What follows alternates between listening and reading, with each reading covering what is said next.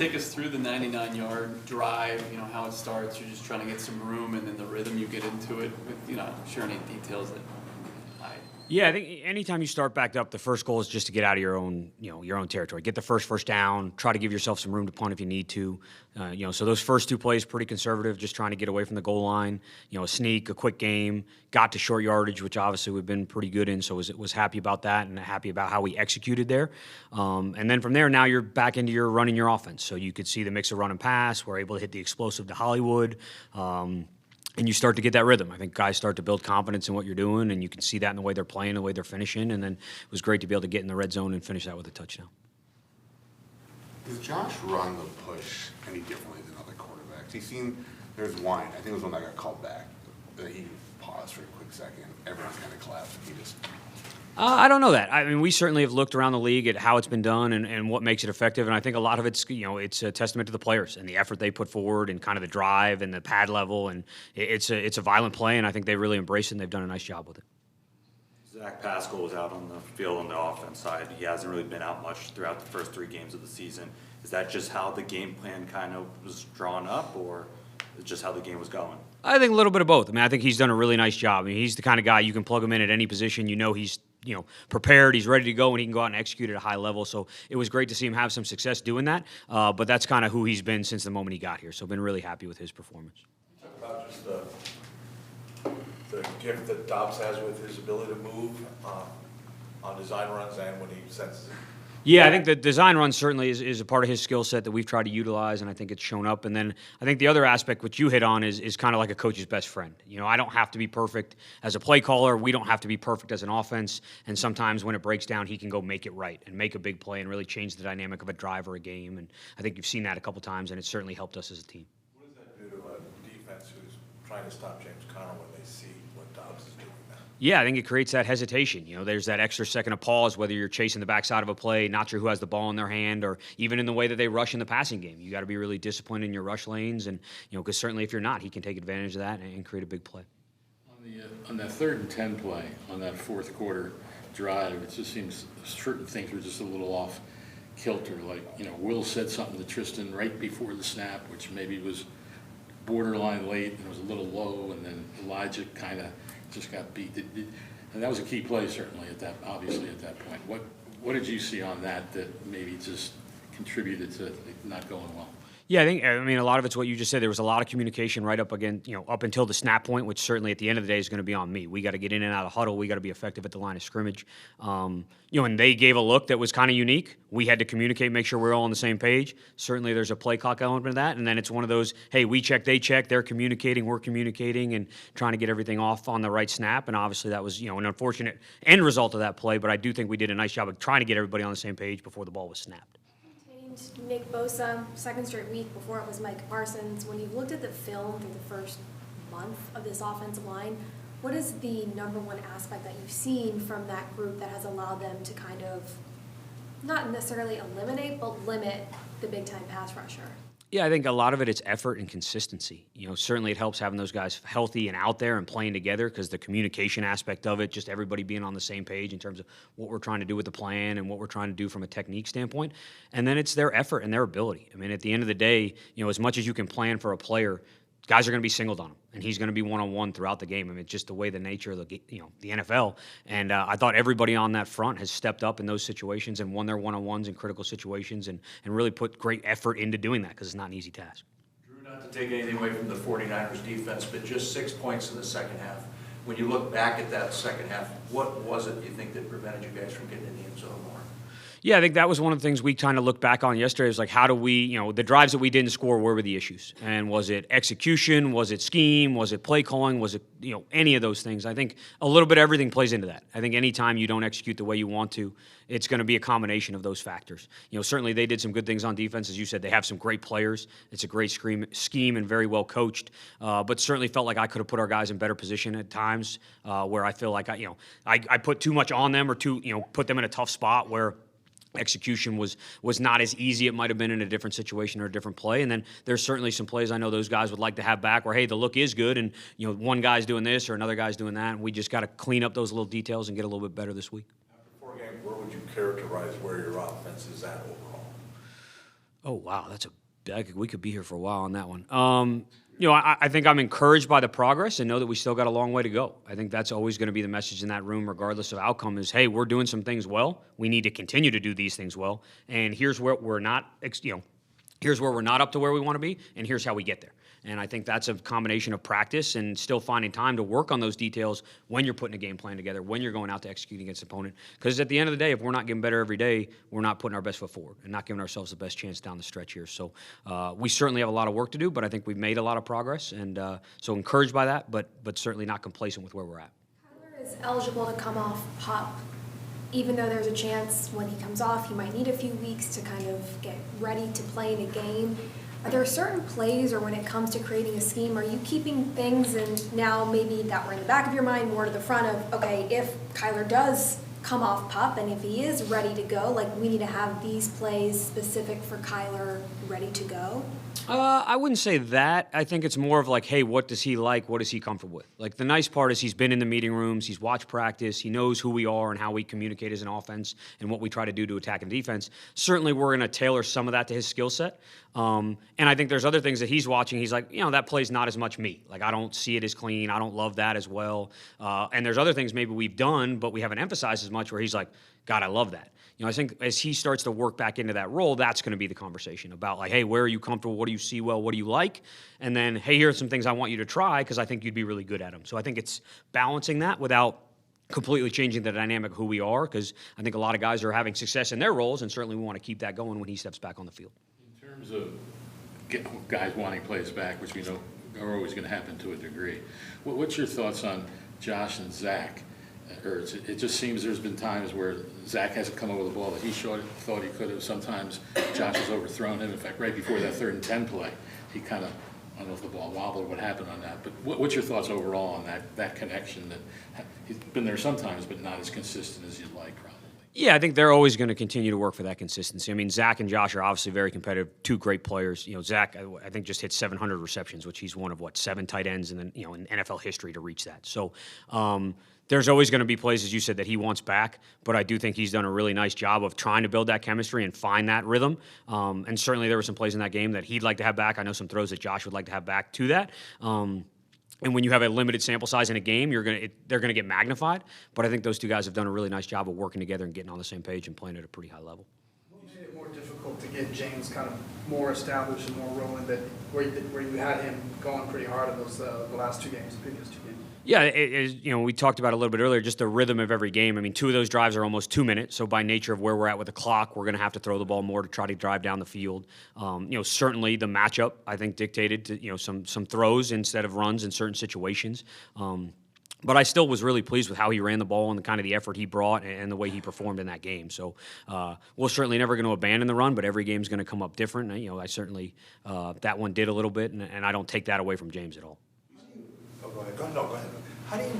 How do you get to a trust level with a rookie like Mike Wilson in terms of knowing that he can do the job even though he's inexperienced? Yeah, I think the big thing for a coach is, for us as coaches, it's more about assignment. It's like, can the guy get lined up? Does he know what to do? And I think very quickly, when he got here in the offseason after the draft, it was like, wow, this guy can process a lot, handle a lot very quickly. I mean, he was playing multiple positions, wasn't in that starter role yet, so he's in at X, he's in at Z, he's in at F. He's jumping in, a guy taps out right before the play, he's jumping in and knowing what to do. So from our standpoint, I think that can happen very quickly. Like, all right, hey, I know that I can trust this guy. He's going to go out and do the job. He's going to do it right. And then I think the other side of things is just the relationship you talk about with the quarterback, of watching a guy, when you're a quarterback, you want a guy who's going to get open and catch the ball, right? That's the number one job of a receiver. So I think as quarterbacks see guys do that more and more and more, they start to build confidence like, hey, when the game's on the line and that guy's number's called, I know he's going to make the play. And I think you saw that come to fruition a little bit on Sunday. But I think that's something that's been building over time over the last couple weeks. You talked about, when you got drafted, having a couple of former NFL receivers as his mentors. Can you see him doing anything that's at an NFL level, or was at an NFL level when he first got here, that you were like, all right, this guy shouldn't be doing this? Yeah, I think one of the biggest things was his process. I think a lot of guys come out of college and they're not sure how to be a pro. Like, how do I prepare? How do I work? How do I train? What do I do before practice? What do I do in my free time? And I think he took a lot of the advice he got from those former players to heart, because he came in right away, and you're like, this guy is already treating this like a job. He does it the right way, the way he prepares, the way he works, the way he trains. I mean, he works as hard as anybody we have. And I think it's great to see a guy do that and then have success doing that. But that was probably one of the things that stood out the most when he got here. Was like, wow, you don't really have to coach him on the process of how to be a pro.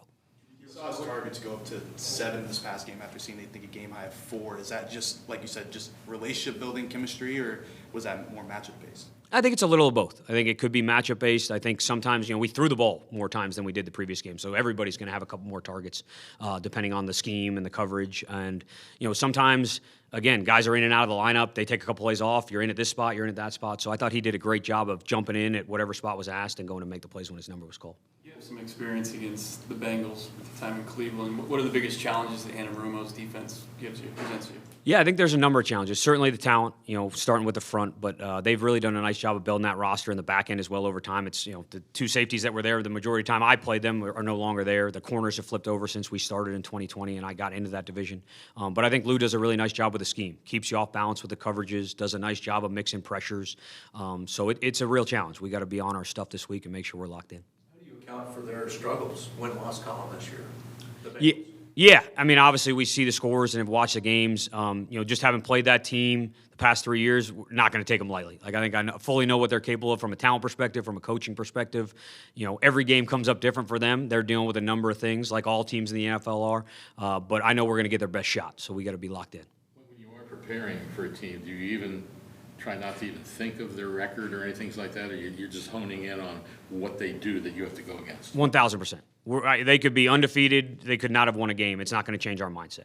We're going to look at what we see on tape from a personnel standpoint, from a matchup standpoint, and try to put together a plan to go score one more point than them and walk out of there with a win. I feel like the first couple of weeks, you face some NFC East opponents that JG, maybe Nick had some experience with, and now going to kind of your old stomping grounds. Do they lean on you a little bit more this week for scouting reports, or is it all just collective effort? I think it's a collective effort. I think certainly when we're talking about their defense, can be helpful. When we're talking about their offense, I'd be guessing as much as the next guy. I mean, I watch it on TV occasionally, but that's about all I've done. So, I think personnel here and there, but that's more like, hey, have you had this player? Have you played with this player? Then it's going to be, hey, you played them. Do you know anything about their offense? Because I wouldn't be too helpful there. If you've watched him closely time to time, is of Burrow when he is right, how good is he? Yeah, I have a tremendous amount of respect for him. Just, again, it wasn't watching it from like a, hey, is the ball going where it should, but of knowing that, hey, every time that guy's got the ball in his hands, they got a chance to score points fast and to win the game. I think he's as good as there is. I was there, and I didn't even know if Earnhardt was on the field during that Ezekiel turn fourth down direct snap. Was Cooney on the field? He was on the field. Can you talk about the genesis of that play call right there? Let's see, genesis, so it's like when I first think about it. Yeah, I mean, you're always happy when you do something a little bit out of the ordinary and it works. That particular one extended a drive that ended up being a touchdown, so we're certainly happy about that. There's certain things you think of as a coach from time to time, and we've done some formational things and something similar, but we actually had an extra guy from what we had shown in the past, so in order to align like we wanted to, we had to displace the punter on that particular play. And credit San Fran, like they reacted better than anybody else that we've run anything against. They had people where they needed to have them. It was 4th and 2, and Zeke made the right decision where he went, and it appeared to be a little bit of assistance getting him across that first down line, so that part of it was good too. When you have a play like that, obviously you and the coach or head coach are talking about potentially do that, but like when you're that far back in your own end, are you the one still saying, hey, maybe this works here, or is he coming to you and saying, hey, I want to try this? Like, because I wouldn't think it would normally come up when you guys are that far in your own territory. I would say since I've been here, there's been several that are in that general vicinity. Yeah, I mean, the communication, it's different for different games. We talk about things early in the week, like this may be something we want to take a look at in practice, attempt a couple things, see how it looks. Sometimes it's, then you revisit later on, how'd it look? Where do we see this? That particular one was, there was down and distance involved, and that wasn't the spot that we talked about during the week. Hey, if we're backed up inside our own whatever, let's do this. But, at the end of the day, that's something that it wasn't for San Fran. There's plays that we have up every week that we work on. Sometimes some plays are better than others, and our players were sick of practicing it for 3-4 weeks, and we were able to run it and execute it. This team has been, maybe not aggressive is the best word, but gone for two quite a bit already. Are those conversations, instead of kicking the extra point, are those conversations you're also heavily involved in with JG on the sideline on that quick decision? No, because I'd say most of them aren't quick decisions. Every time we touch the ball, or really every time the score changes, you have those conversations, because you don't want to be in a situation where we return a kick for a touchdown and you don't know if we're going for 1 or 2, or a defensive score, or those things. So those are updated throughout the game. There's several people that are involved in those conversations. Ultimately, it's the head coach's decision, and analytically, sometimes it's, hey, this is definitely the right decision. Sometimes it's a recommended, but not an always type thing. And yeah, I would say that I'm usually a part of the conversation, but it's certainly the head man's decision. When it was 4th and 7, how in awe were you of Dobbs' decision? The play and then his execution of getting the 8 yards. How involved was I in what facet of Just that? what did you think of Dobbs' ability on that 4th down and going for it? I thought it was great. You get the first down. No, I was standing literally right there, and I thought he had it initially. And you never know how the guys, mark it, and you can't see everything because there's people and feet, and guys are blocking views. But it was an aggressive call, and that drive turned into points as well, I think. So, it worked out well. Are those big punts, one time use only, can you go back to that well at some point with that specific play? Sure. During the season? Yep. How often can you think? 14 figures out. Yeah, I go back on opponents. Shoot, we're playing Cincinnati this week. Darren Simmons has been there since my first year in the league. He's been a coordinator there for 21 years. So I've got a library on stuff that he's done, and you got to pick and choose, because as soon as you put on tape that's not HD, the players are like, how far back is this, right? So, and there are some things that guys have done. You got to be aware of it. Dallas ran a fake field goal for a 2-point conversion this week. When Bones was with the Rams, they were in Washington. This is 12 years ago, and I've shown that play consistently because it's such an odd deal. They did it a little bit different, but coaches have tendencies. Some guys like to fake field goals. Some guys like to onside kick. Some guys like to leave their O-line on the field and substitute the punter and try and get first down that way. There are themes to what guys prefer and seem to have more success than others. So, for me, we've repeated a fake here since I've been here one time, but everything else has been new. We're kind of building off of what we've done in the past. How much are the decisions in that sometimes based on the team, and that figuring, say, on Sunday that you guys knew you probably would need a lot of, need to score points to have a chance to win that game? I think as a coach, you just got to have answers. And if the situation comes up in a game where you feel like it's the right time to do it, I'm never going to call a play saying, this probably doesn't work, but let's try it anyways. There's got to be some form of confidence. You've got to be able to execute it during the week. In that particular situation, they had scored 3 times. And we'd moved the ball a little bit, but hadn't, we're behind. If we're up 21-3, I don't know that we do it there on that field position, but that's not to say if you got confidence in the play, you wouldn't run it, from a different field position. So there's a lot of things that go into that. How many things do you have in your toolbox, or do you build them out specifically, kind of, once you use one to rebuild them with a new one? Hundreds. Hundreds of fakes. Hundreds of fakes. I hope they're preparing for all of them. Any given week, how much do you rep those sort of plays at practice? I'd say enough that you feel good about calling him on Sunday. Sometimes it's 2 reps, sometimes it's 12. Like I said, that one in particular, we had 4 weeks of equity built into that play, and you guys were ready to do it. You don't, but you asked how many do I have in my toolbox. How would you evaluate your defense overall after 4 weeks? I mean, are you happy? Are you pleased? Is there a lot more work or just a little bit here and there, and you're missing guys?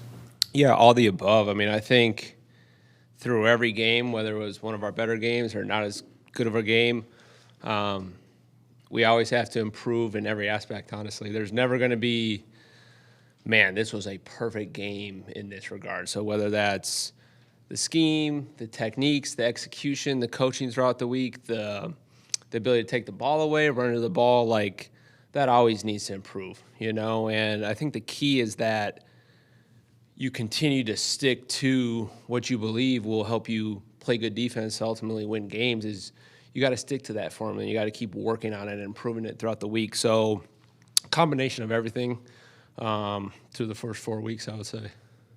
With all the talk last week about shoes and next man up and all that. We're still doing the shoe thing? Yeah, well. Okay. only Let's from do the- it. Let's only do from it. the It's standpoint going of- forward. Shoes. Yeah, All only right. from the standpoint specifically Sunday, the challenge that, heck, you had 5 or 6 guys, including Chris, that weren't available, that had been in, week 1. How difficult a challenge is that realistically against an offense like the 49ers? Well, I mean, anytime you lose good players from being on the field, that's gonna hurt you. It's gonna affect you. It's gonna affect the opponent. Anytime you take good players off the field, players make it go. So you never want good players not playing in the game. But I've said it a lot. Like, I do feel really good about the guys that are going in and the depth of this defense. So, yeah, you want all your guys available and you want to be able to play your guys. But I felt good about going in at every spot, whether it was defensive line, linebacker, the safety spot with the guys that we had to be able to go and execute and try to win the game. So, that's kind of always going to be my mentality. And I think our guys do a really good job of preparing like they're starters when they're even if they're not starters. You know what I'm saying by that? Like, we have a really professional locker room. The players, like, I just think back to the week that Andre had to step up. He didn't necessarily get a lot of reps, and he went out there and played very well. So, that's a huge part of it is we got the makeup of guys that are going to be ready when their number is called. And so it puts a coach like myself a little bit at ease because I know those guys will go out there and play at a high level. You spoke highly of Ben Stilley last week, that the decision was this week to elevate Eric instead of him. Was that a matchup situation or just like we talk about a lot, just the roles for the week, and it can change, and whatever skill set we felt like was best, that's what we collectively made a decision.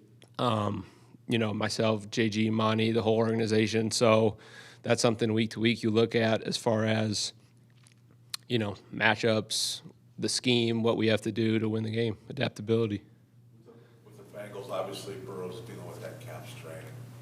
Their offense isn't where they want it to be, but is it knowing those guys that hopefully it's not the week where they start bringing back the goods? Yeah, they're gonna bring it no matter what. This is a good offense that's very talented, and obviously the guys that they've had success before, right? They're a team that's been very good over the past few years, making playoff runs and everything like that. So you better believe that you're going to get a good team. Whether or not they feel like they've played to their best, I'm sure they feel like they have more in their tank, and you got to expect that that's what you're going to get every Sunday. So we're preparing for a really good offense right now. That's without a question.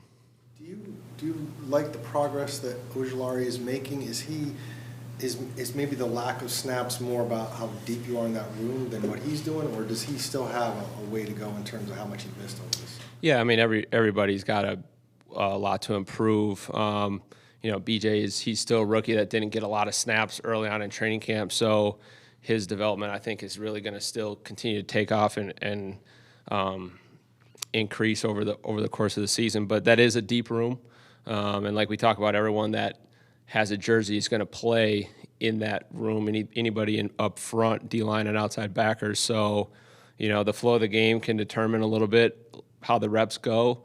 But yeah, I think he'll continue to improve throughout the year. His snaps have increased a little each week. Do you expect that same sort of process when Majay comes back, who's been out for a while now with that hand, didn't get a ton of preseason? Yeah, I mean, we'll that'll be a week-to-week thing on what we feel is best to win. Nick, how much does your scheme change based on all the injuries you've had to deal with and different personnel? How much do you have to adjust your scheme? I think that we, as a collective coaching staff, built a scheme that is adaptable. Well, we're not necessarily thinking week to week, how do we have to change drastically by personnel. I think the guys that we have in each room, there's not necessarily a drastic skill set change. And so you can ultimately go into each week, definitely adapting to your own personnel and making adjustments where you need to, but ultimately making changes to who are you going to play and what do we have to do to win the next game based on the opposing offense. So a little bit of a combination of both things, but I think we've set this thing up to where we don't have to develop a new defense on a week-to-week basis, but we can also be very multiple on a week-to-week basis. You haven't seen Garrett Williams on the field yet, but from meetings or watching film, I mean, what have you gathered from him as a player or his work ethic? He's a pro. He's extremely smart. He loves the game, and he works his tail off. Yeah. How really did Roy pick up defense and looked like made some things happen when he was in there? Yeah, extremely fast. He's intelligent. He's a pro. You can tell that he's about football. Very pleased with his ability to come in such a short time and really knew everything very well and did some good things on Sunday. And also on the line, he's gotten much more opportunity because of the factor of the injuries. How's Dante, you think, come along as he's played a lot more? He's gotten better. This last week, was for his snaps probably increased more than they've been against a really good opponent. And I thought he did a good job. Obviously, there's things that he can improve on, but there's some stuff that really showed you, hey, this guy's going to be good at this level. So I was pleased with some of those snaps where he was in there doing a good job, whether that was technique or knowing his assignment, all of that. Very, very pleased with that and excited what he's going to do going forward. Can you tell if the game's slowing down for your rookies, or is it still too early in the season? No, I think it does. It is still early, and that's probably a question. I don't feel like, man, the game's too fast for this guy, too fast for this guy, but it'd be a question for them, like, hey, do you feel that it's slowed down? But to the naked eye, or even to the eye that's studying it, I think they're doing a good job of, anybody that says the game feels fast is usually it's the process of it, right? It's not necessarily the speed of the opponent, but things happen very fast, and you got to be able to make mental adjustments, and then your body has to be able to go out and execute it. And so that process, the mental, along with carrying my body through that, the physical, that's the biggest challenge for it. And if I had to guess, the game is slowing down for a little bit for them in their mind. Anybody take more of a leadership role with Buddha still sideline? Yeah, I think I've said this, like no one's going to try to be Buddha, but we're very deep with good leaders. Obviously, the other captains, Gardeck and Kay White, do a great job, but there's other leaders throughout the defense that I feel like no one's tried to go above and beyond who they are, but there's leaders throughout. So I'm pleased with the leadership in every room. I think every room's filled with leaders. I'm pleased with the overall connection of the defense. Guys have each other's back, and they help each other out there about winning games. So I'm pleased with that. You talked about this a little after the Giants game with their success on first down in the second half. The 49ers came out, and it was how demoralizing can that be sometimes for a defense when a team is just getting first down after first down on first down, and they did that an awful lot. You got to get to third down, right? I don't know if demoralize isn't the term, but you have to find a way to get them into second and a little bit longer, third down, right? In order to get off the field, and we got to do a better job as a collective of putting the plan together better, executing better, all the above in order to get them in situations where they are getting a third down. We are allowing our rushers to go, tee off on that quarterback and play coverage behind it. So we got to improve on that and getting people behind the sticks. Good receivers every week. What makes Jamar Chase unique, though? The league is filled with really good receivers. So that's something you're going to have to deal with all the time. Jamar Chase is extremely fast. He's strong at the point of attack. He's good with the ball in his hands, good route runner. So you would say just the overall skill set is complete with Jamar Chase, and he's a really good football player. You gotta keep your eye on Jamar. What do you want to see from Marco going forward, starting this week? Continue to improve, and when the ball comes to him, deny the football. That's the number one job of a corner. I think he's doing a really good job. I talked about this, I think, last week with his press man, with his off man. Mentally, he's really sharp. Just got to keep denying the ball and being productive when the ball comes your way. Strategically, when you go into a game, you try to take something away from the offense, maybe what they do best, or is that in your mindset or your thoughts? Yeah, absolutely. I think you want to take away, you just said it right there, right? It's exactly right. You want to take away what teams do really well and try to get them to beat you in another way, without a doubt. Is that something like with George Kittle, like let's take him out of the game this week? Yeah, the 49ers do a really good job of moving people around and hiding their personnel.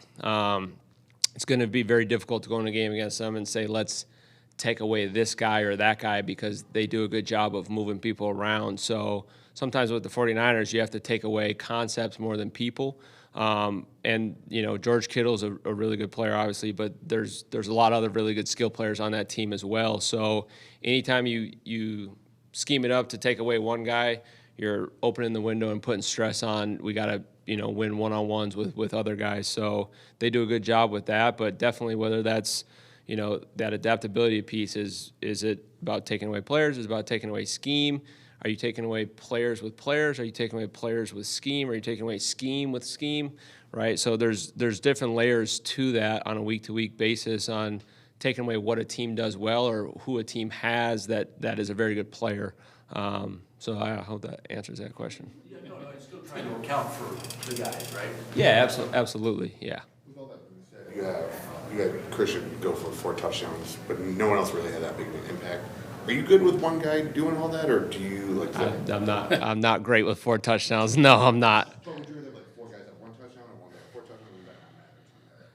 touchdowns? Ultimately, you got to win the game, and right. So usually, if you hold the team to less points, then you get you win the game. So however you have to limit those points, you don't want. I don't want 4 touchdowns with one guy. I don't want 4 touchdowns spread around either. So, if that happens where we gave up too many points in that game, you got to kind of look at it collectively of where did we fall out? Was it an issue of we didn't take away this guy good enough, or was it an issue of we didn't stop this scheme, or the quarterback maybe was extremely efficient and was able to get dish the ball out to several people. So, kind of a both. I don't want either of those to happen. Is there anything outside that you were able to slow down the other guys? Say that. Outside that you guys were able to slow down all the other weapons they had? You talking about last week? I think honestly, the part of the reason that Christian had a really good game is the ball happened to find him. Because they do a good job of spreading that ball around, and we got to execute better. We got to do better throughout the week of when those plays happen where Christian had his touches and made something of getting him down, tackling, covering better, all the above. So I think it's just an overall collective. How can we put a better scheme together collectively, and how can we execute at a higher level? You said you loved the response, I guess, on Monday after the Giants lost. Did you see kind of a similar rally, I guess, this week? Yeah. I've so far through 4 weeks, no matter what happened on Sunday, I'm seeing a very consistent approach into the next week, right? So that starts with Monday and getting better off of that tape. How can that's something we talk about no matter what, whether it's a win or a loss, how can we improve on what happened yesterday? Whatever happened, but what are we going to do to improve, learn from it, and get better going forward? And that's the key, and I have seen that from the players week to week. It could have been easy to get derailed, especially after Christian McCaffrey had 3 touchdowns in the first half. What do you say to your defense? What does JG say to the team as a whole? Because it seemed like this team, once again, was fighting until the very end and not feeling down about being behind. Yeah, I don't think a pregame or a halftime speech or a sideline speech actually really does anything. I think our guys are well trained on to be resilient, and it's the mindset that they carry into the game, whether you're up big or down. Like you gotta battle for the entire game. And sometimes we remind players, and players remind coaches, and coaches remind coaches, and players remind players of, hey, we got to battle here, or we got to refocus, or hey, reshift your thoughts back to the present. That was a bad drive. How do we correct it? Whatever that is, to keep pushing to try to win the game. So I think it's just it's a little bit of a mindset that we carry, not necessarily a halftime speech or a speech on the sideline, if that makes sense. How impressed were you with Zeke Turner's performance? Yeah, Zeke did good. I wasn't surprised by that at all, to be honest, because he's extremely reliable guy, and he's a good football player. And so I knew with him stepping into that role that he was going to go out there and execute and play good.